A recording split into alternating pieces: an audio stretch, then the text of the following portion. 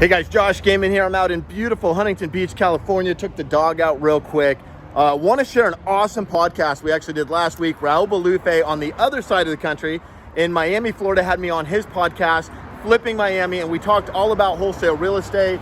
We actually just wrapped an awesome deal. We wrote 5 new deals last week. We sold 2 of them the same week last week, and then I sent one out this morning from the hotel room here in Huntington, and that one flew in literally in less than 5 minutes. So it's awesome. We talked all about how we do this every week, do deals. My dog's going crazy. She sees another dog out here. But we talked about how we do deals every single week, how you can do more deals, talked about how I got into sales, and so much more. So here we go. Check it out. Flipping Miami. I am your host, Raul Bolufe. On the show today, I got a guy who is probably the most genuine wholesaler, putting out content, showing what's really happening in his business. And he's legitimately always doing deals and always crushing it, really involved in the business. Joshua Gayman, he's a wholesaler. He's got rental properties. He's flipped a bunch of properties. He was the owner of cold calling on steroids. I met him in masterminds. Genuine dude. Has an awesome YouTube channel, which I'll put in the link. You guys have to follow that. He's always posting content on Instagram. You got to follow him there. He's got a badass crib in Mexico that he goes and has some vacation time, which he can't get there now during the Corona times, but he's got a cool crib. So definitely awesome dude to follow. Really genuine guy, doing deals, cold calling, texting, mail. He's pretty much done it all. MLS, the guy's a all trade. So I'm happy to have you on, brother. And he's been on an episode before. So this is the second one, but dude, thanks for coming on, brother. Thanks, man. I appreciate that. I wanted to ask you, are you wearing pants today? Look. He's got pants on. Yeah, I got pants on today.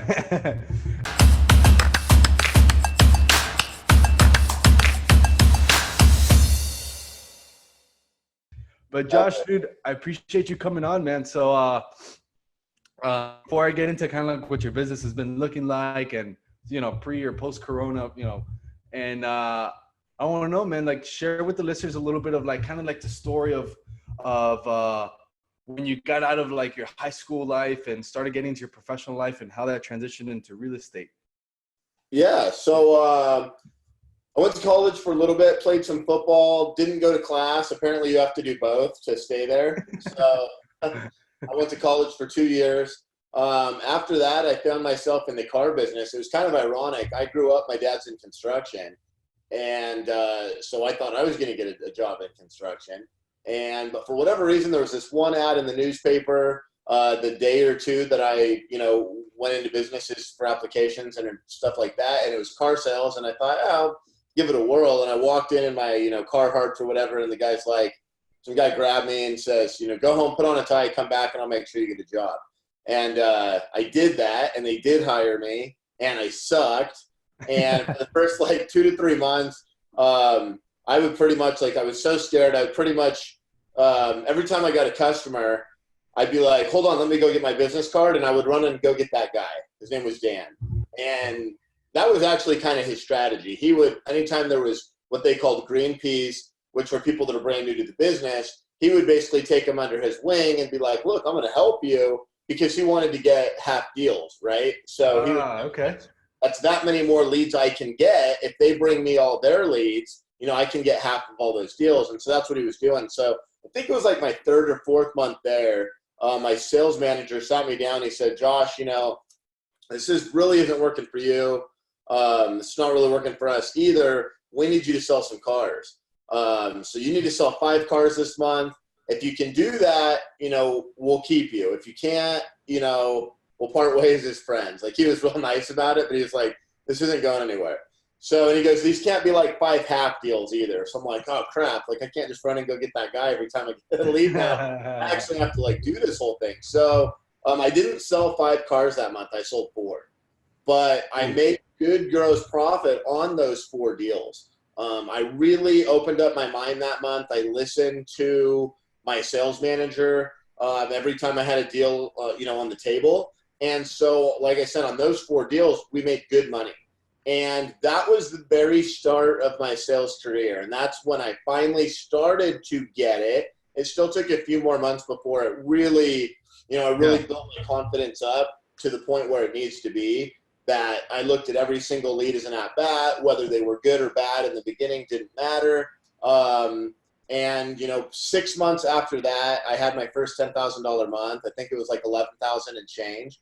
And I was like 22 years old, right? So I was like, that was pretty good money for, for that, especially in the car business. In real estate, listeners out there, you can make a lot more than that even being new into real estate, which was what kind of got me thinking. I started thinking, if you can make this kind of money in cars, how much money can you make in houses? And I always liked cars.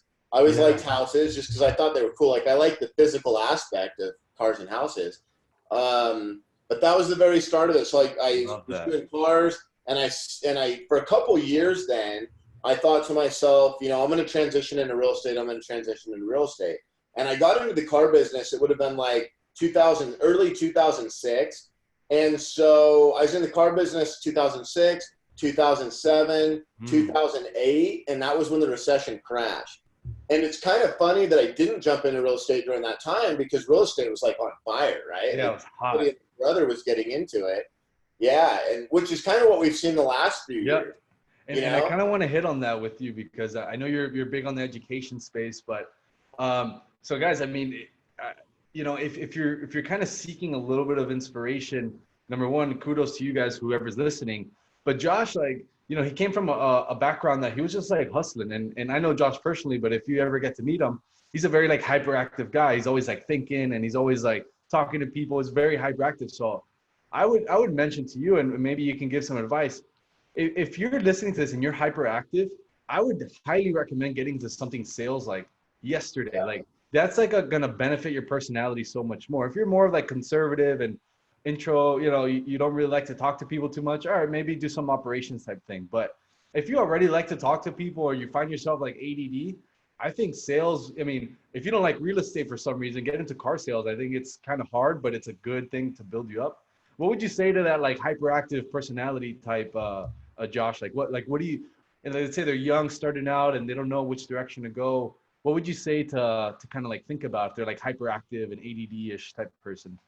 Yeah, I would say sales is great. It's a lot of fun. Like I said, for me, it was getting over that initial like fear of just talking to people I didn't know. And even more so than that, just having the confidence to ask for the deal and ask the important questions. We have a 10-step qualification process now, which just from talking to thousands and thousands of leads over the years, we've kind of developed like, early on, I talked to somebody for, sometimes for a half hour, 45 minutes. And then at the end be like, wait, so do you want to sell your house now? They'd be like, no, I don't, and you're like, oh man, I probably should ask them that like right up front. Yeah. But yeah, absolutely. Sales is a lot of fun. You meet all kinds of people, you come across all sorts of situations. I've done so many fun deals. I've met so many cool people. It's just an absolute blast. And when you take sales and combine sales and marketing, that's really the rocket fuel. And not only can you make a ton of money if you get good at sales and marketing, but now you're really going to have a lot of fun because you're going to be talking to that many more people. If you just, and when I initially got into real estate, I really didn't know how to market. Like I had gotten really good at sales from the car business, after being in it. I think I was in it about 4 years.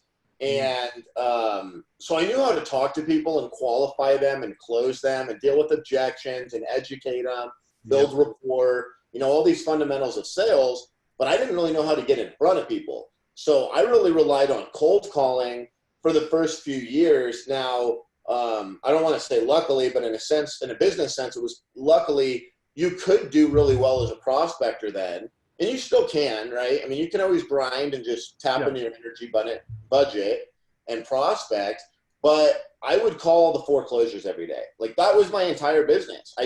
Every single day. Well, it started actually, I would door knock the foreclosures. You did a lot of short sales, right? When you started?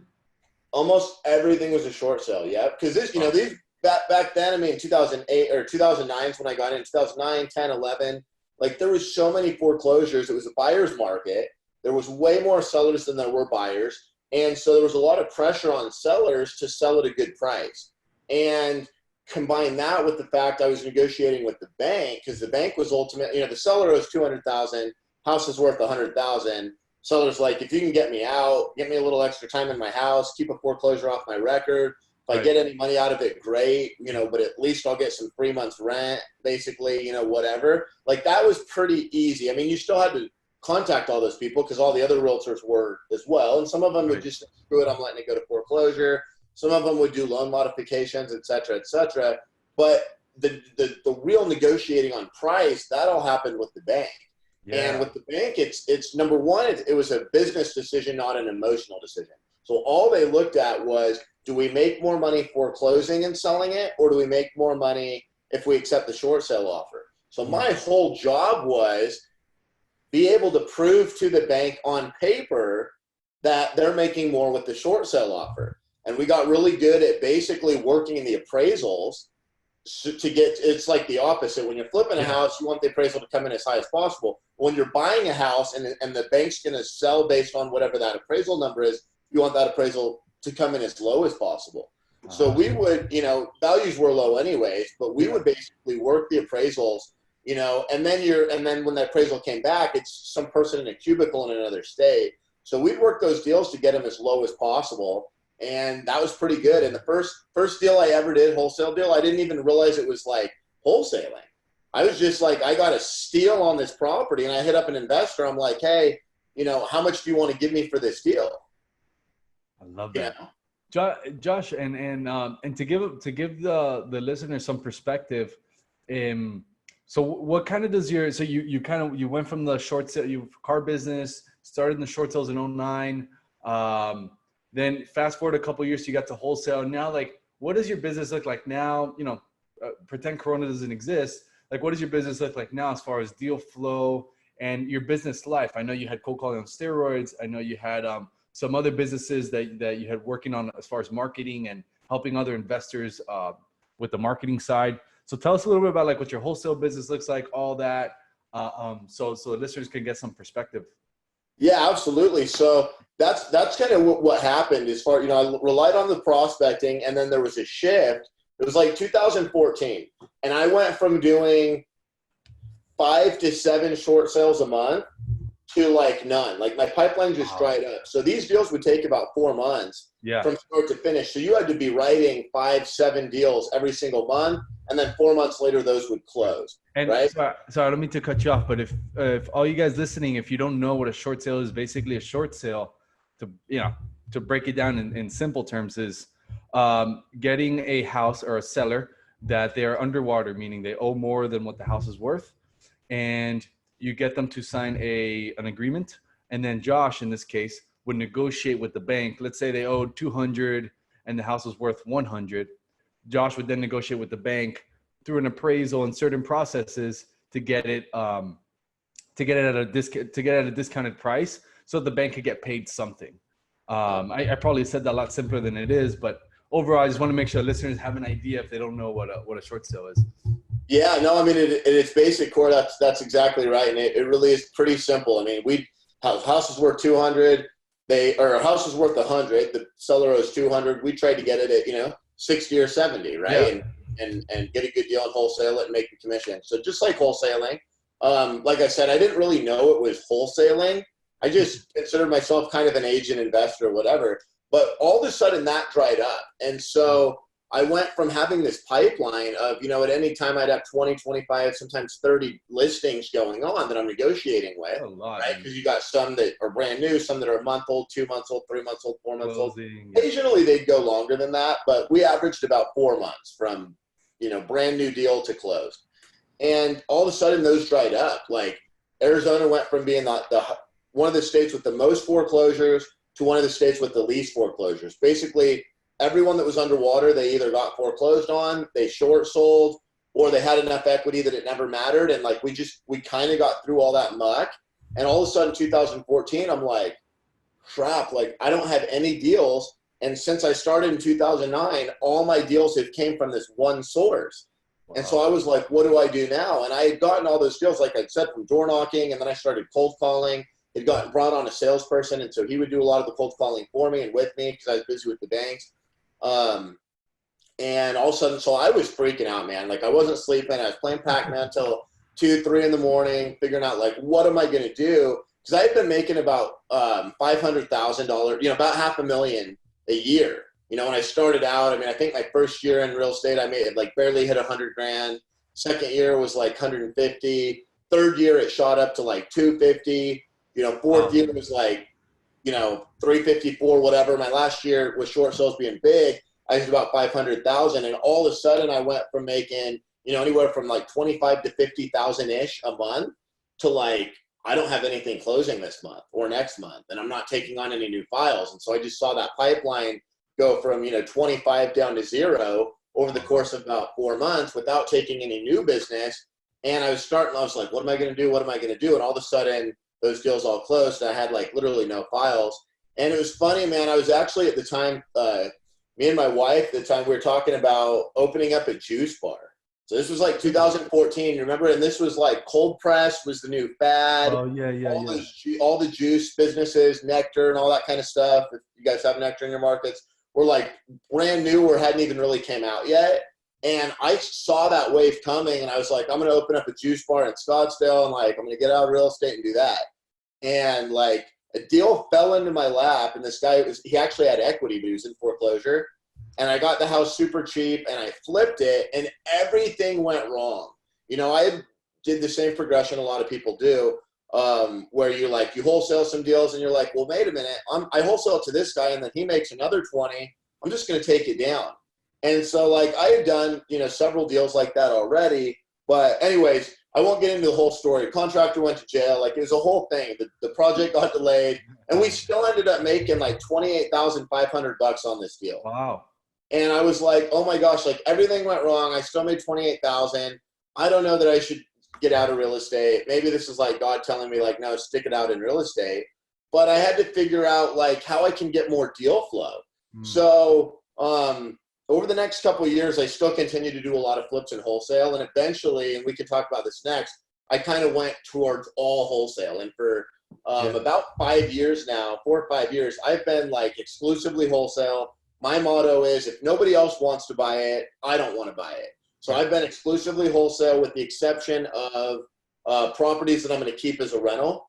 So I'll wholesale those to myself all day long, overfund them because they're a really good deal.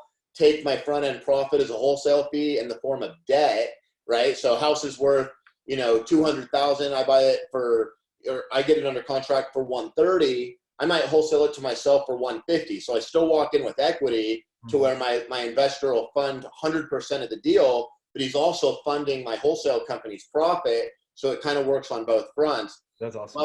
But what happened is basically like I had no deals. And so being really good at sales doesn't necessarily help you get leads. You still got to get the leads. And so I had to figure out how am I going to get these leads? Like I can't call and door knock foreclosures because they don't exist anymore. And so I came across a YouTube video, and the guy was talking about marketing towards equity sellers, right? This was back in 2000, late 14, early 2015, something like that. Do you remember who it was? Sean Terry. Oh, Sean Terry, the OG. Sean Terry. He was a YouTube video. And so like I immediately bought his course. It was like $1,000. And in my mind, I was like, I already know how to do 90% of this. But what I wanted his course for was he went step by step, or he said that he did, which he did after I got the course. He goes, in my course, Flip to Freedom, I'm going to show you exactly how to find motivated sellers with equity, how to mail to them, and how to get your phone ringing. I was like, that's all I need. I know how to talk to sellers. I know how to structure a deal. I know how to underwrite a deal. I know how to get it sold, do all that stuff. I just need to get sellers calling me. The marketing piece. What's that? The marketing piece. Yep. So I paid $1,000, bought the course, and for about 4, 5, 6 months, something like that, I would spend like $1,000, $2,000 in mail. I'd buy a list, mail it. I'd get, 10, 15, 20 leads. The response rates were way higher, 6 years ago than they are right now. And I'd get a deal or two. I'd close those deals, and then I'd start the whole process over again. And I was like, this is pretty cool. Like, I was kind of getting back to it. I still wasn't making the money I had been making in short sales, but I was talking to leads again. And it was probably the 5th or 6th month where I kind of switch went off, and I said, I need to do a lot more marketing to really step this thing up to the next level. Like this works when I send out $1,000 in marketing.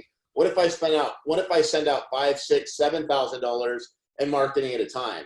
And like the first time I did it, it was kind of scary, because I was like, whoa, I've never had a marketing budget. Like, didn't even have a marketing budget really in short sales. It was all prospecting.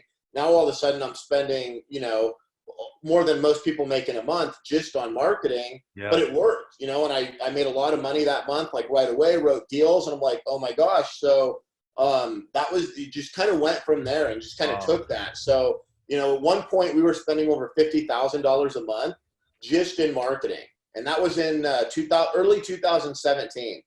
Wow. Yeah. So, but that's kind of where we learned too. That's kind of where the cold calling on steroids thinking. Yeah.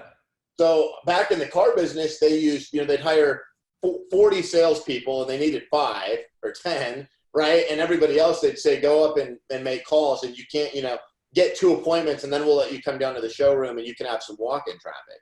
And so I learned that, at first I was like, this sucks. But then eventually I learned, I'm like, well, you can get leads and you can get deals out of cold calling. It just takes a ton of time. And so my partner at the time, Mark, back in 2015, he came into the office one day and he bumped into somebody he knew in a neighborhood that was working on a house, a flip. And the guy said he had a big pipeline. And he's like, yeah, we've got like 30 deals going on right now. Mark says, holy cow, like, where are you getting all these deals from? The guy goes, we just kind of send out these messages. They're like recordings basically, and we send them out to people and basically asking if they want to sell their house, and we get a ton of leads from it. And the lights just went off in my head. I was like, I remembered high school, right, where I'd skip class and my parents would get a recording at the end of the day, like, your child has missed 1 or more periods today. And I also remembered the car business where we'd make, hundreds of calls a day and get an appointment or 2. And I went, oh my gosh, that's the secret sauce. And by this time I'm doing a lot of direct mail. So I understand that, if you send out 5,000 mailers, you're bound to get leads and you're bound to get deals. But I went, whoa, we started looking into it, and we were like, we can send out a voicemail recording way cheaper than a piece of mail. These days we're under 2 cents per outgoing call. Back then we were a little more than that. We were like 2.5 cents because we used a different vendor. That was the only one I knew of. But when you go from spending 30 to 50 cents per touch to 2 cents, I'm like, oh my gosh, how much more marketing can we do? And the response rates, were way higher on then in direct mail. They were way higher back then on cold calling as well. But that was it. Like, that was just that shift from, you've got to have leads coming in, and you can either prospect and use energy to go to sellers to get them to talk to you, or you can market and pay money to get them to come to you. So instead of you going to them prospecting, they're coming to you. And there's so much more leverage if you market.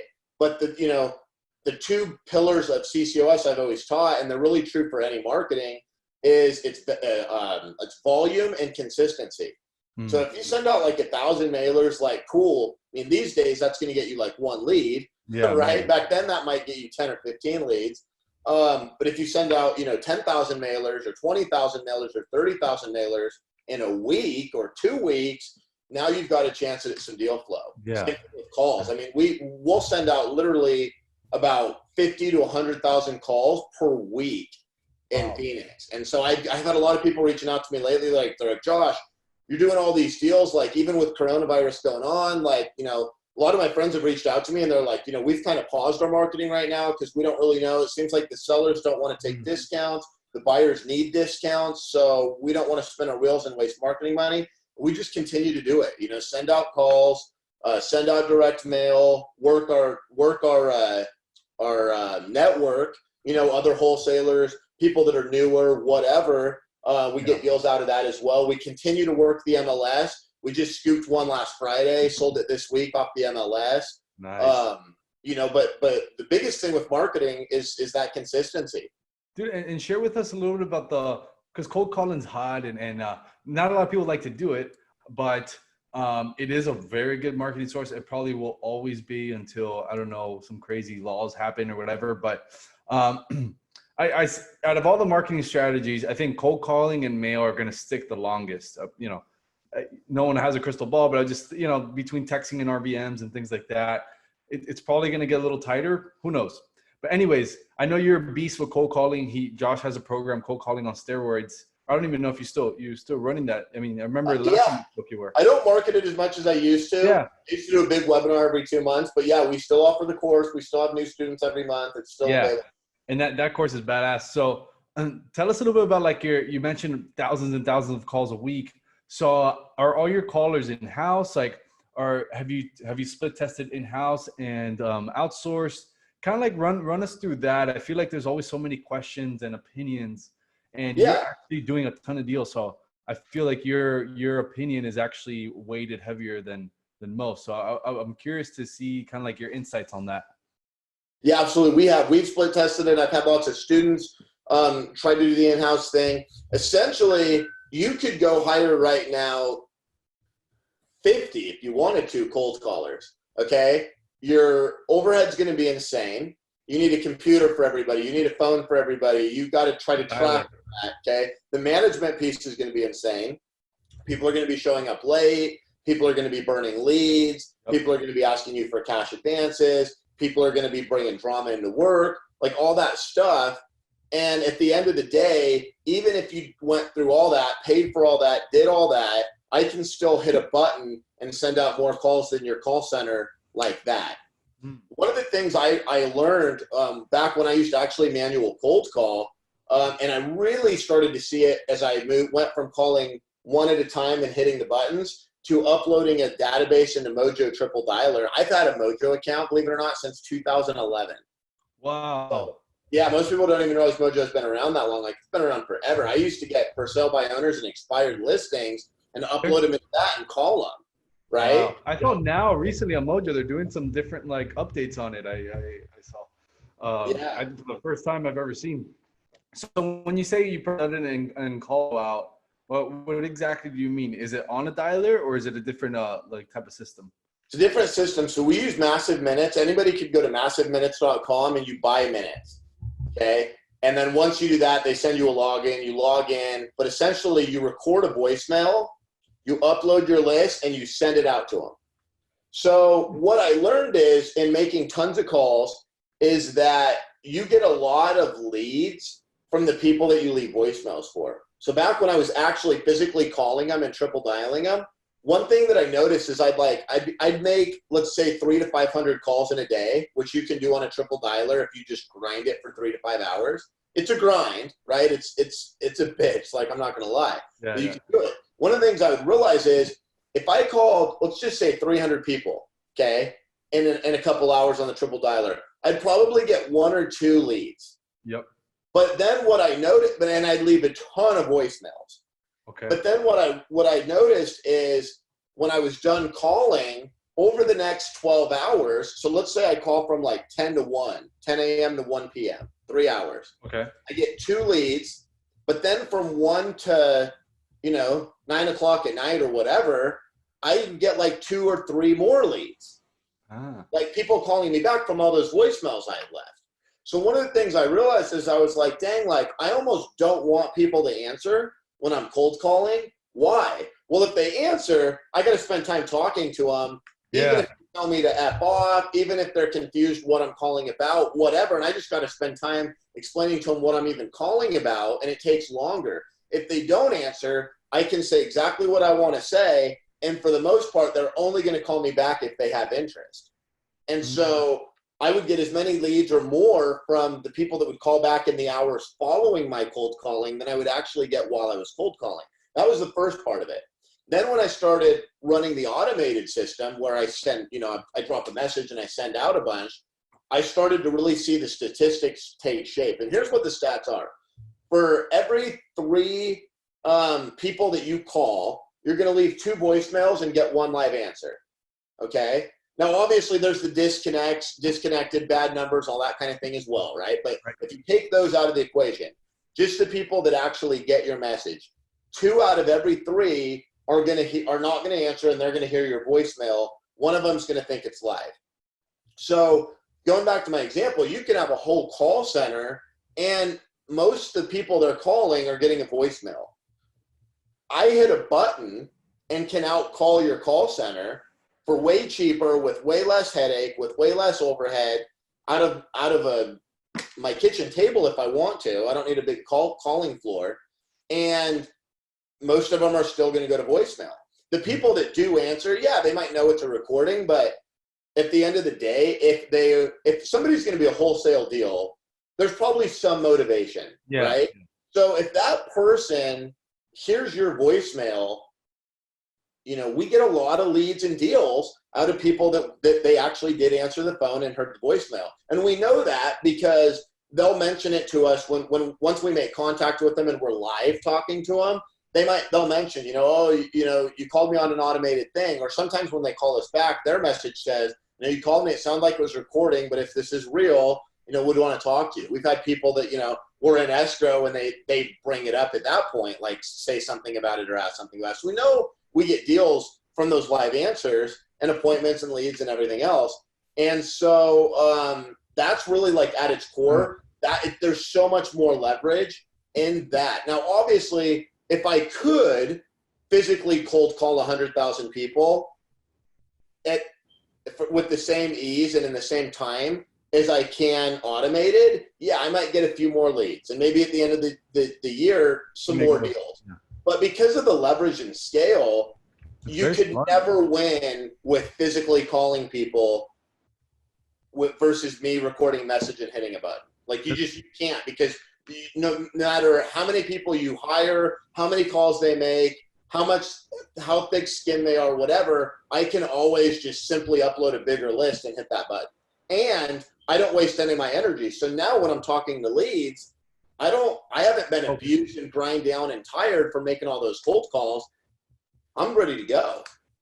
Love that. And is there, I think that's, you know, the massminutes.com is awesome, but I want to go real quick, like the principle, like Josh pretty much, and I'm reading the Sam Walton book, Made in America, and he says like the best ideas and what made Walmart was things that he created out of necessity. You know, like he didn't have enough money to buy, he talks a lot about women's underwear, helped him a lot. Selling women's underwear was very profitable, but he didn't have enough money to buy enough women's underwear. So he went searching for the cheapest women's underwear in, I can't remember exactly where, but searched it and found it. And I get a lot of that, like, bless you. Thanks. I get a lot of that principle in you. Like you're like, I feel like, all right, I did the cold call thing. I've outsourced, I've insourced.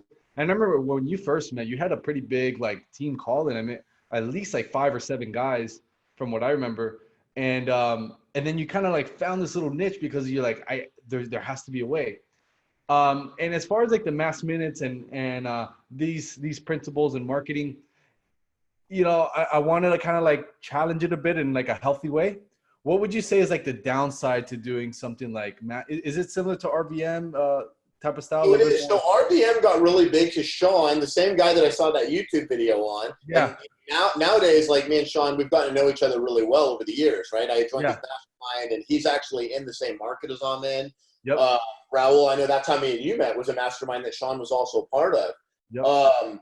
And so I took it to Sean. I said, hey, let's come out with this product to help other wholesalers. He stole it. He came out with RVM, and RVM's really a cheap knockoff. So we're supposed to do it together, and then he just kind of did it on his own. Like, whatever. I won't get into that whole story, but it is a good story. But so RVM's kind of a cheap knockoff. The difference is RVM does not work on home phone lines. It only works on cell phones.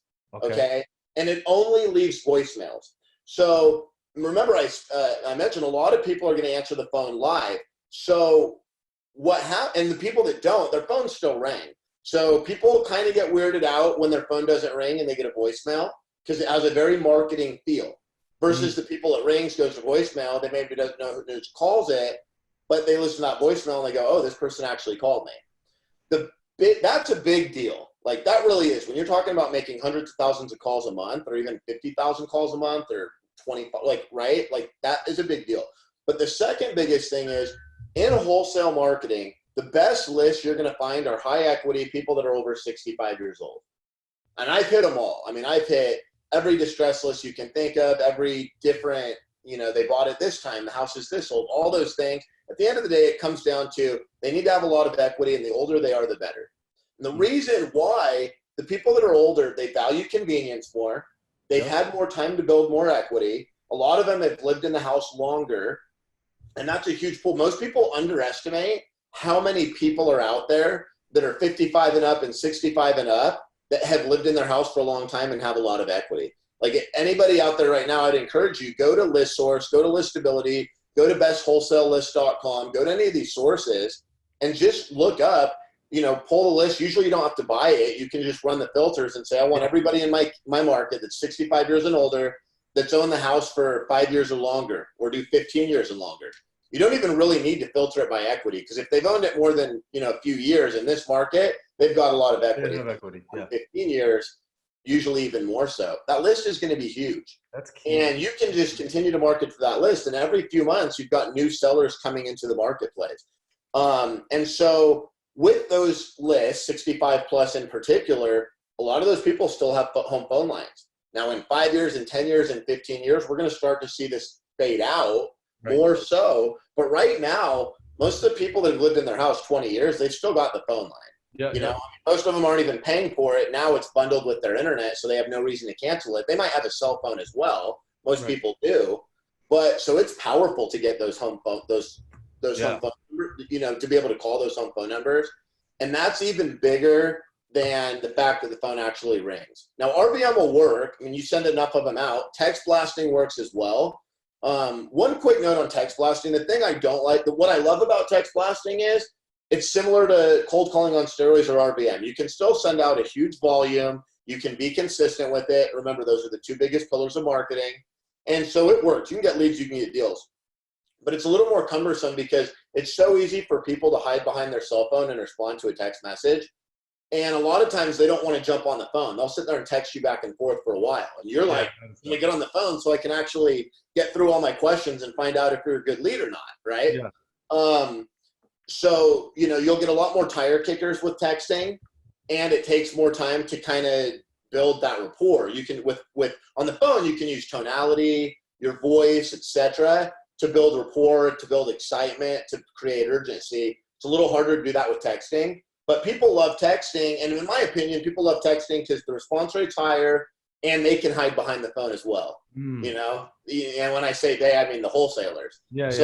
Simply, the longer you do this, the more you are like, I want to talk to people. It's fun to talk to people. I'm not scared to talk to people. Yeah. You just want to get them on the phone anyways. But texting works. Don't get me wrong.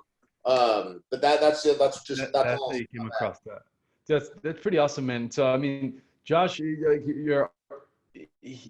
I remember always speaking to you, always have really good concepts and ideas, but the best thing, and you can get it on this show, that you've been listening to, he backs it up with numbers and backs it up with proof of concept. That just Instagram, you'll see that he's always posting new deals. To follow him on YouTube, you could see that.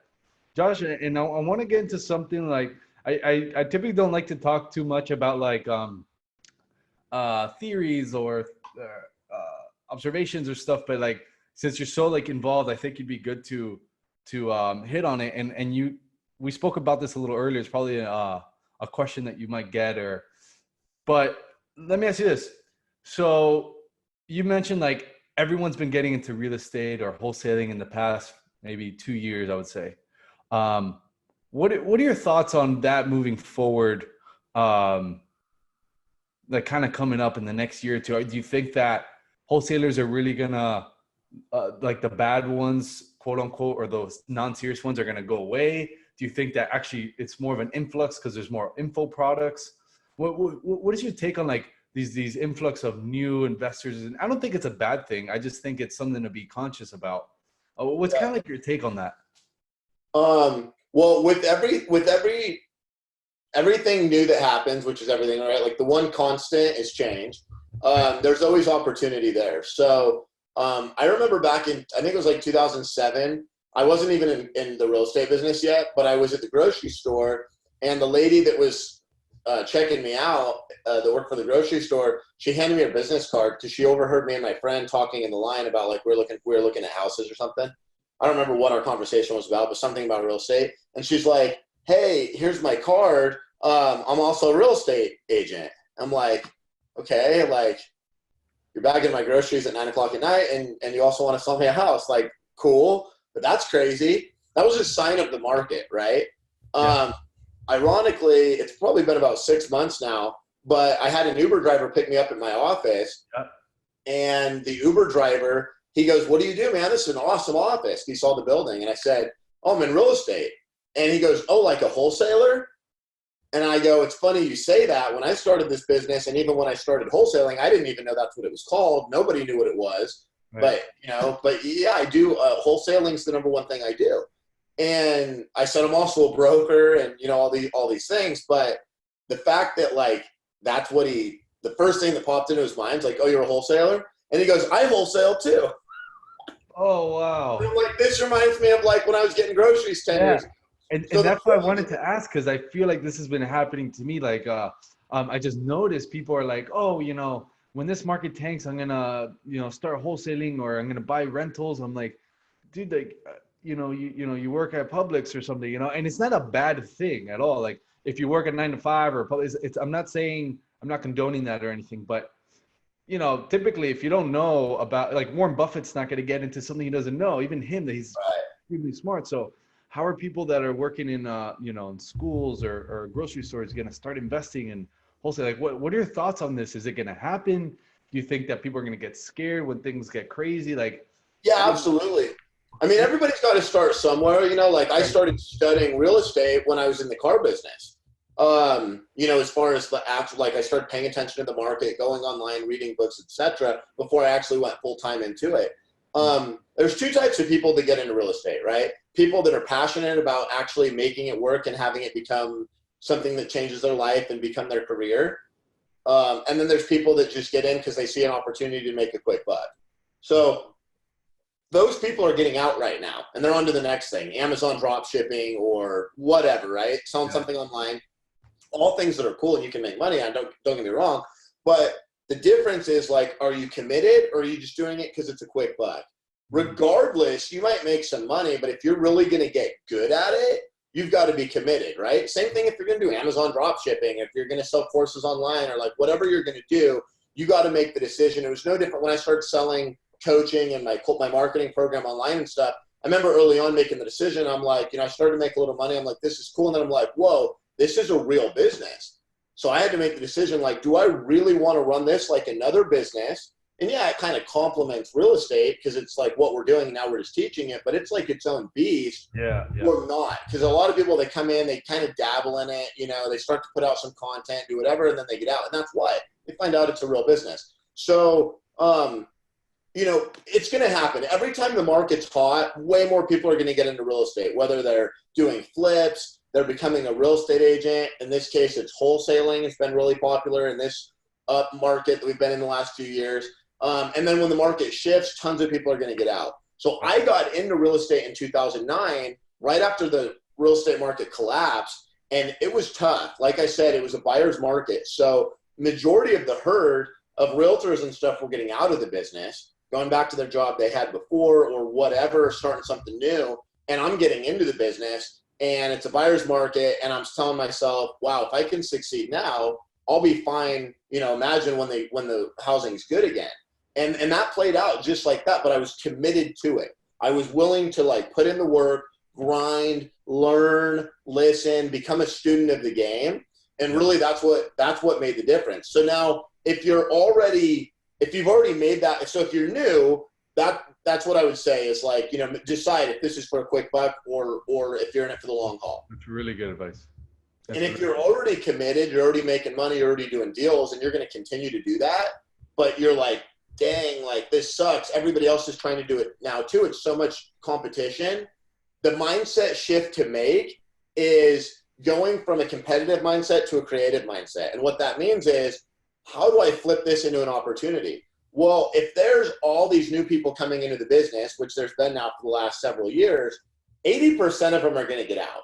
They're going to come in, they're going to spin their wheels, because if you're saying it's more competitive, I'm saying it's more competitive, they see as soon as they come into it, they're adding to it being more competitive, but then they start talking to people, they're like, wow, this is hard.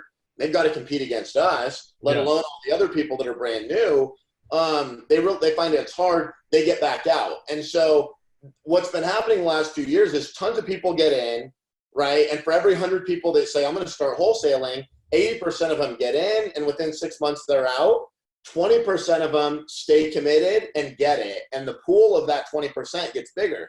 Another 6 months, another 100 come in, 80 of them get out, 20 of them stay in. Now you've got 40 that have stayed in.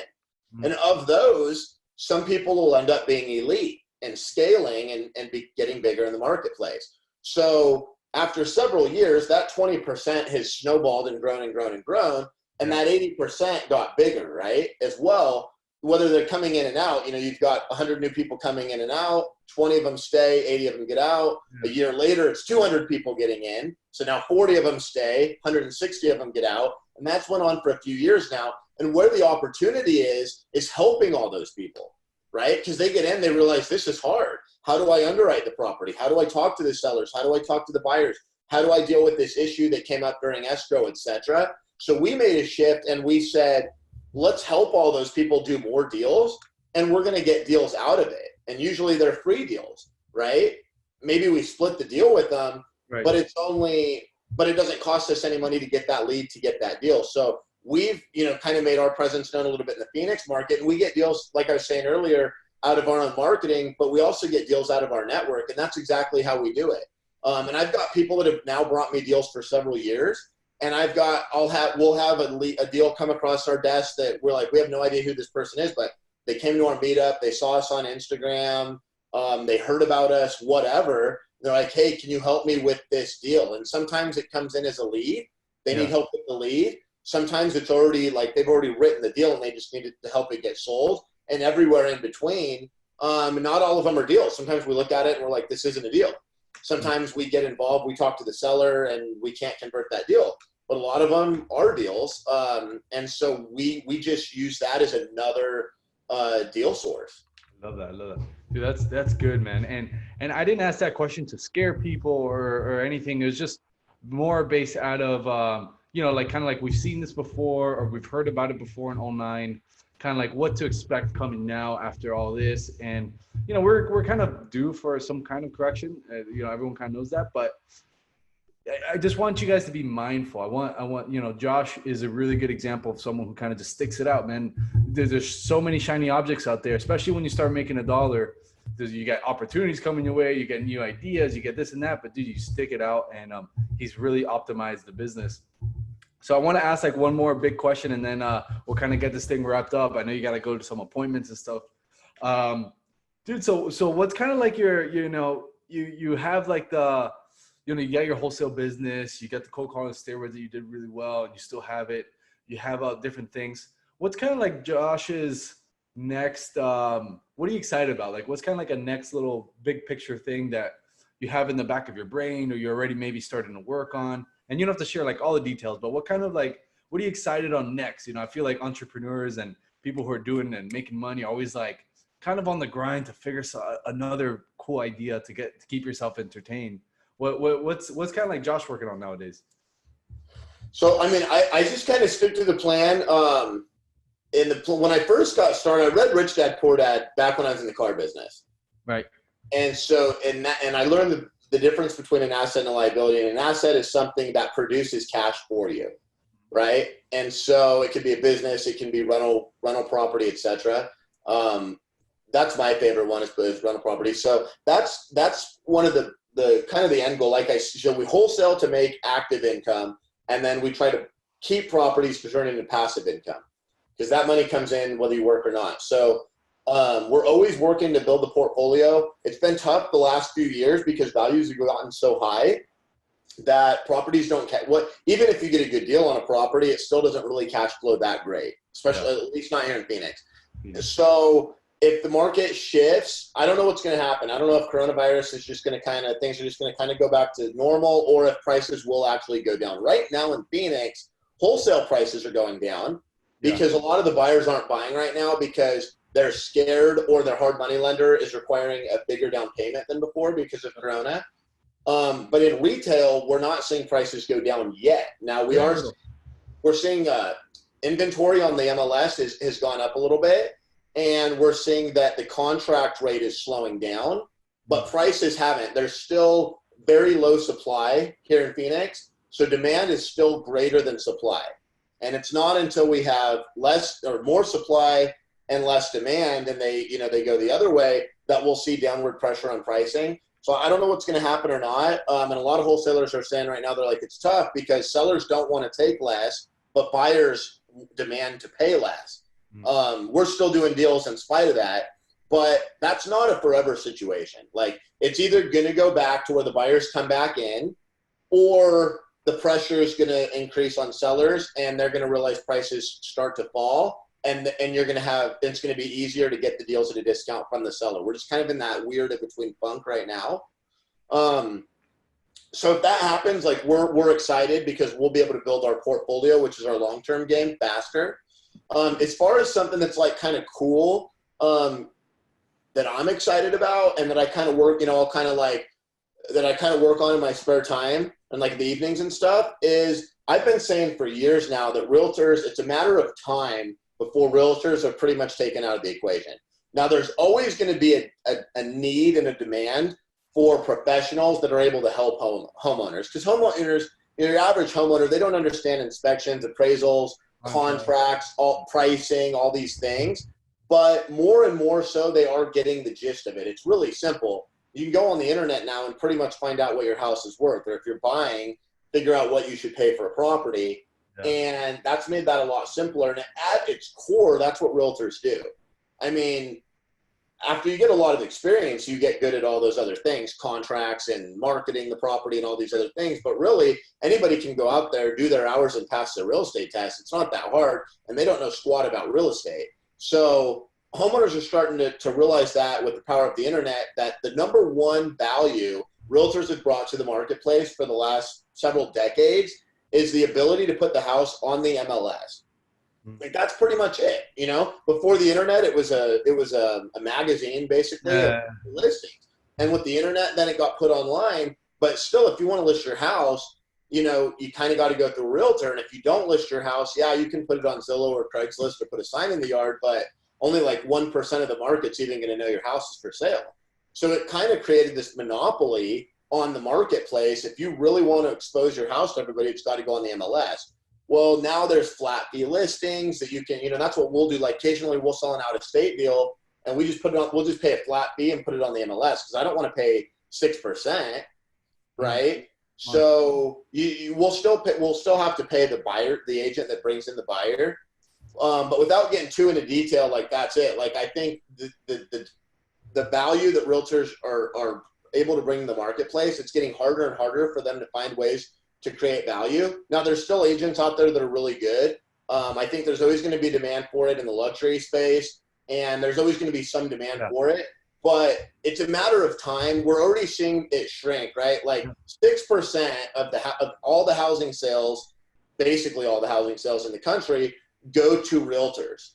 And we're already starting to see that shrink, right? Like, people are doing flat fee listings. They're able to do FSBOs easier now because of the internet than they were 10 years ago or 20 years ago, especially.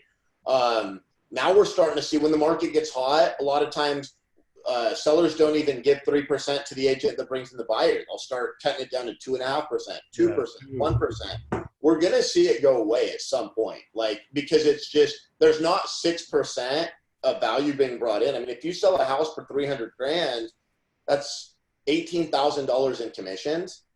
And the agents aren't bringing in $18,000 of value. It's just that they kind of cornered the market. But because of the internet and technology, that's changing. So that's one of the things that I like to work on, even though I'm a broker and I've had my real estate license for, 11 years now.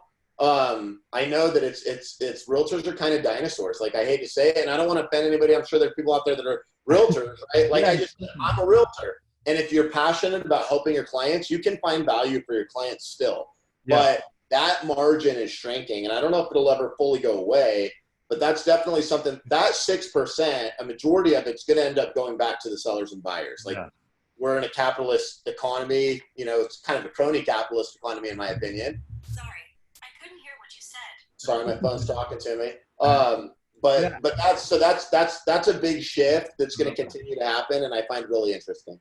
I love that. I had an interesting conversation with a homeowner the other day. It was like a follow-up call, whatever. And she's like, oh, you know, I'm between listing it or selling it to an investor. And I'm like, look, I mean, from what it seems like, your house is nice. Like, why don't you list it? You know, she's like, I just don't want to give that realtor the house was like a 350K listing. So she's like, I don't want to give that realtor 3%. That's like half of what I make in a year. And like, she doesn't deserve that, you know, like, and I started thinking, I'm like, wow, I never thought of it that way. And it's so true, you know, like this lady, she was a school teacher. So, you know, the school teachers make 35, 40K a year, whatever it is, or maybe less, I don't know, but 40K a year. And this realtor was going to make, I don't know, 18,000 bucks or something. And it's like, it's true. It's like, yeah, it's half of what this lady makes a year, and it's her house. And, you know, like, it's almost like that's not a bad thought for her to have. It's a little selfish, I think, but overall it's an okay thought. So what you're saying, I think is really key. And I've already kind of, started seeing that, and probably, you know, since I spend so much time on the phones, as do you. So I think that's a really cool idea to kind of explore, especially since you're a broker and you have a lot of ins and different things. I would love to kind of connect another time about it. I think it's good. But and Joshua, let me ask you this right now. You know, we talk big picture. This will kind of be like the last little thing, and we'll wrap it up. Let's say they took away your money, they took away the cool office and the next to the planes and the jets. I see you on the Instagram. Let's say they took that away.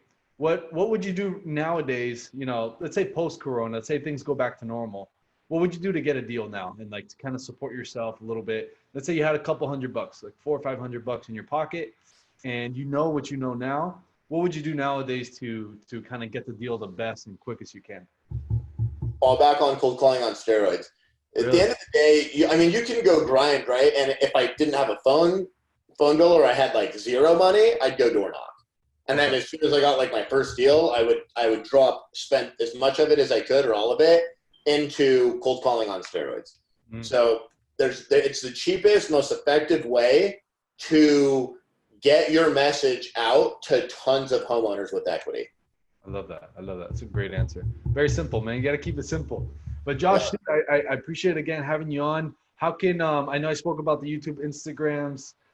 Really awesome guy to follow. Extremely genuine. So if you're in the Arizona market or in any market, you definitely got to follow Josh if you really want to take this business serious.